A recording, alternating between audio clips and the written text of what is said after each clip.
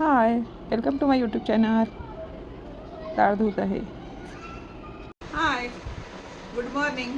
मी आज काय बनवते माहिती आहे का? पुरणपोळी. पोरांना आवडते ना म्हणून. हे बघा, पुरण बनवलं. पोरं या दिवसात, उन्हाळ्याच्या दिवसात काही खायची इच्छा नाही होत. हे खाता का, ते खाता का, नाही असं बोलतात. मग त्यांना गंमतच म्हटलं की तुमच्यासाठी काय पुरणपोळी बनवू का? मग काय तिघांनी हो म्हटलं. कान्हा आलेला आहे ना, तिघांनी हो म्हटलं. हो, पुरणपोळी बनव.